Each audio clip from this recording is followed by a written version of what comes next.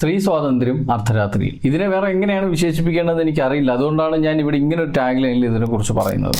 August 14 10 മണി മുതൽ പുലർച്ചെ 1 മണി വരെ തിരുവനന്തപുരത്ത് നടക്കുന്ന ഒരു വലിയ വനിതകളുടെ ഒത്തുചേരൽ. ഈ പുലർച്ചെ 1 മണി എന്ന് പറയുമ്പോൾ കൃത്യം ഓഗസ്റ്റ് 15-നാണ് ഇത് അവസാനിക്കുന്നത്. അതായത് ഇന്ത്യക്ക് സ്വാതന്ത്ര്യം കിട്ടിയ അതേ ദിവസത്തിൽ വനിതാ ശിശു വികസന വകുപ്പിന്റെ നേതൃത്വത്തിലാണ് ഈ ഒരു ഒത്തുചേരൽ നടക്കുന്നത്. ഇതിനെക്കുറിച്ച് മന്ത്രി ബിന്ദു കൃഷ്ണ കുറിച്ചിരുന്നതാണ്. പെൺകുട്ടികളുടെയും വനിതകളുടെയും ഒരു സ്വതന്ത്ര ഒത്തുചേരൽ സംഘടിപ്പിക്കുകയാണ് എന്നുള്ളതാണ്. കൊള്ളാം, നല്ല തീരുമാനമാണ്. നമ്മുടെ നാട്ടിലെ സ്ത്രീകൾക്ക് ഒരു ദിവസത്തേക്ക്, അത് നിങ്ങൾ നിശ്ചയിച്ചിട്ടുള്ള ഒരു ടൈം പീരീഡിൽ വളരെ സ്വാതന്ത്ര്യമായിട്ട് രാത്രിയിൽ റോഡിലൂടെ നടക്കാമല്ലോ. അത് നിങ്ങൾ നിർദ്ദേശിച്ചിട്ടുള്ള ഒരു സ്പേസിൽ മാത്രം, പോലീസിന്റെ വലയത്തിൽ മാത്രം. നന്നായിട്ടുണ്ട്. അല്ല, എന്തുകൊണ്ടാണ് ഈ ഒരു ദിവസത്തെ സ്വാതന്ത്ര്യം അല്ലെങ്കിൽ മണിക്കൂറുകൾ മാത്രം അവശേഷിക്കുന്ന ഒരു സ്വാതന്ത്ര്യത്തെ കുറിച്ച് മന്ത്രി ഇപ്പൊ ചിന്തിക്കാൻ കാരണം എന്നുള്ളത് എത്ര ആലോചിച്ചിട്ട് എനിക്ക് മനസ്സിലാവുന്നില്ല.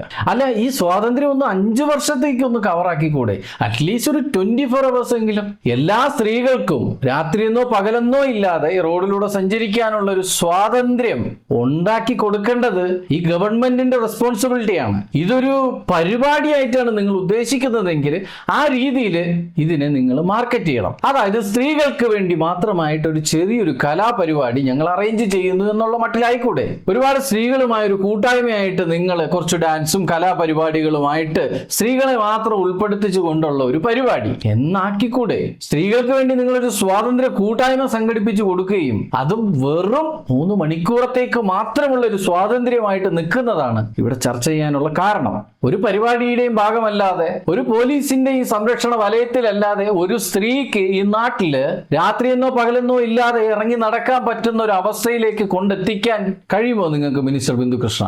നിങ്ങളൊരു കലാപരിപാടി എന്നുള്ളൊരു നിലയ്ക്ക് കുറച്ച് സ്ത്രീകളെ സംഘടിപ്പിച്ചിട്ട് ഒരു കൂട്ടായ്മ നടത്തി ഒരു 3 മണിക്കൂറത്തേക്ക് സ്വാതന്ത്ര്യം കൊടുക്കുമ്പോൾ നിങ്ങൾ ചിന്തിക്കണം, ഇന്നും ഈ നാട്ടില് IT മേഖലകളിൽ വർക്ക് ചെയ്യുന്ന സ്ത്രീകള്, ഹോസ്പിറ്റലുകളിൽ വർക്ക് ചെയ്യുന്ന സ്ത്രീകള്, പെട്രോൾ പമ്പുകളിൽ, സൂപ്പർ മാർക്കറ്റുകളിൽ, അങ്ങനെ ഓവർ ടൈമും നൈറ്റ് ഷിഫ്റ്റുകളും എടുത്ത് താമസിച്ച് വീട്ടിലേക്ക് പോകേണ്ടി വരുന്ന എത്ര സ്ത്രീകൾക്ക് ഈ 5 വർഷത്തേക്കെങ്കിലും നിങ്ങൾക്കൊരു സംരക്ഷണം കൊടുക്കാൻ സാധിക്കും എന്നുള്ളതാണ് നിങ്ങളിവിടെ പറയേണ്ടത്. അല്ലാതെ വെറുതെ ഒരു പ്രഹസനം എന്നുള്ള നിലയ്ക്ക് നിങ്ങൾക്ക് വെറുതെ നിങ്ങളുടെ പേരിനെ ഒന്ന് ബൂസ്റ്റ് ചെയ്യാനാണെങ്കിൽ ഇത് വെറും ഒരു കലാപരിപാടിയായിട്ട് മാത്രം ഏതെങ്കിലും ഒരു മൈതാനമല്ല റെന്റിനെടുത്തിട്ട് നിങ്ങൾ കുറച്ച് ആളുകളുമായിട്ട് നടത്തുന്നതായിരിക്കും നല്ലത്. വെറുതെ കേരളത്തിലെ സ്ത്രീജനങ്ങളെ വിഡ്ഢികളാക്കാൻ നിൽക്കരുത് എന്നുള്ളത് എൻ്റെ ഒരു അപേക്ഷയാണ്. പക്ഷെ നിങ്ങൾക്ക് ഇതിനൊന്നും സമയമില്ല. കാരണം നിങ്ങൾ ഈ പരിപാടിക്കുള്ള പേരിനായിട്ടുള്ള തെരച്ചിലാണ്. ഇത്തരമൊരു പരിപാടി സംഘടിപ്പിച്ചു എന്നുള്ളത് പോലും പോട്ടെന്ന് വെക്കാം, പക്ഷെ അതിനൊരു പേര് നിർദ്ദേശിക്കണമെന്ന് പറഞ്ഞ് ജനങ്ങളോട് തന്നെ ഒരു പോസ്റ്റർ ഇട്ടുള്ള നിങ്ങളുടെ അപേക്ഷയുണ്ടല്ലോ, അതാണ് പ്രഹസനം എന്ന് പറയാൻ തോന്നുന്നത്. അതുകൊണ്ട് അവസാനമായിട്ട് മന്ത്രി ബിന്ദു കൃഷ്ണയോട് എനിക്കൊരു കാര്യമേ പറയാനുള്ളൂ. എന്റെ ഭാഗത്തു നിന്നും ഈ ഒരു പരിപാടിക്കായിട്ട് ഞാൻ നിർദ്ദേശിക്കുന്ന ഒരു പേര്